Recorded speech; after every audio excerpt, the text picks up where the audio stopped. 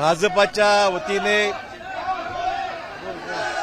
राज्यसभेने मला उमेदवारी या ठिकाणी जी दिली असं नामांकन पत्र दाखल करण्याकरता मी आज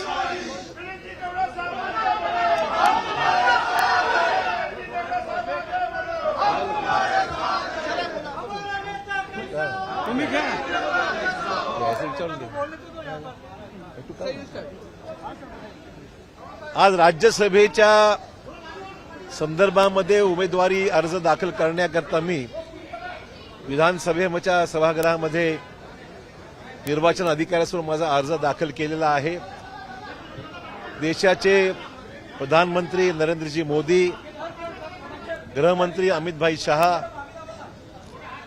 त्याचबरोबर राष्ट्रीय अध्यक्ष भाजपाचे नड्डाजी, उपमुख्यमंत्री देवेंद्र फडणवीसजी आणि त्याचबरोबर महाराष्ट्राचे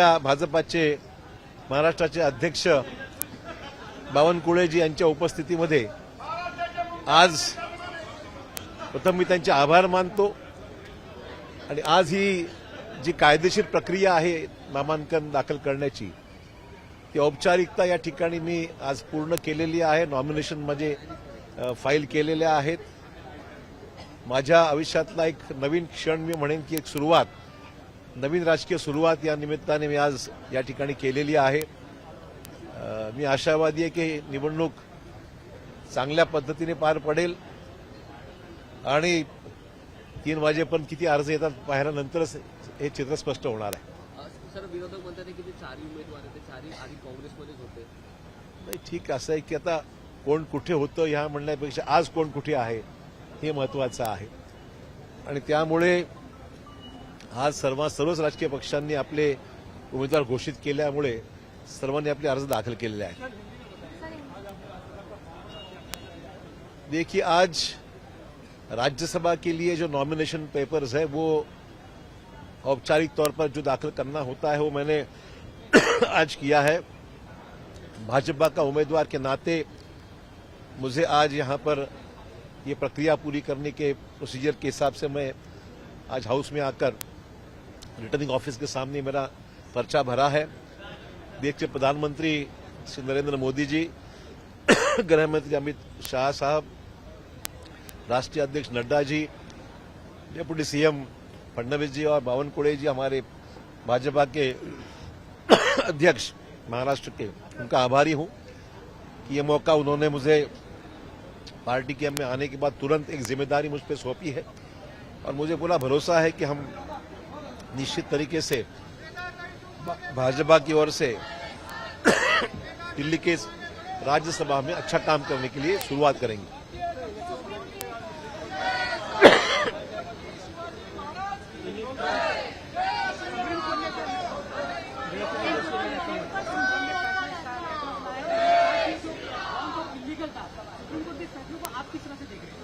देखिए, सुप्रीम कोर्ट से जो भी फैसला आता है वो देश का कानून हो जाता है। उसके सुप्रीम कोर्ट के फैसले पे मैं कोई टिप्पणी करना उचित नहीं समझता हूं।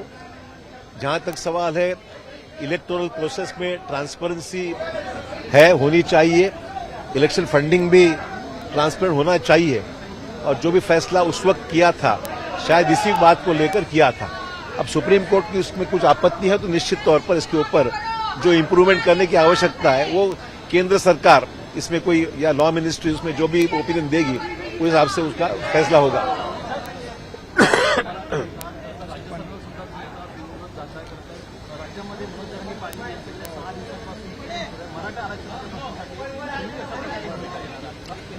असं आहे की सध्या तूर्त तरी हा प्रश्न राज्यस्तरावर आहे। राज्याच्या सन्मान्य मुख्यमंत्र्यांनी विशेष अधिवेशन बोलवण्याची तयारी दर्शवलेली आहे आणि त्या पार्श्वभूमीवर सभागृहामध्ये जो निर्णय होईल त्यानंतर आवश्यकता असल्यास माहिती पहिल्यापासून भूमिका केंद्र सरकारचा सुद्धा याच्यामध्ये मदत झाली। आता इथे काय निर्णय होतो आणि त्याचे काय कायदेशीर इम्प्लिकेशन्स आहेत ते पाहिल्यानंतरच पुढचं चित्र स्पष्ट होईल। परंतु मागच्या ऑर्डरमध्ये सुप्रीम कोर्टाच्या मध्ये ज्या गोष्टीचा उल्लेख आहे त्या गोष्टी ओव्हरकम कराव्या लागतील यामध्ये शंका नाही।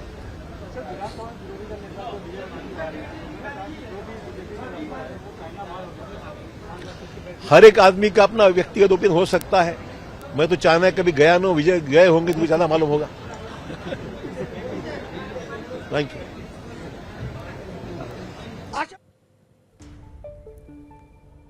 तर आपल्या राजकीय करिअरची एक नवी सुरुवात आपण करतोय, एक नव्या टप्प्यावरती आपण उभे आहोत, अशी प्रतिक्रिया अशोक चव्हाण यांनी दिलेली आहे। संधी दिल्याबद्दल त्यांनी पंतप्रधान मोदी, शहा आणि नड्डा यांचे आभार मानलेत। एबीपी माझा, उघडा डोळे बघा नीट।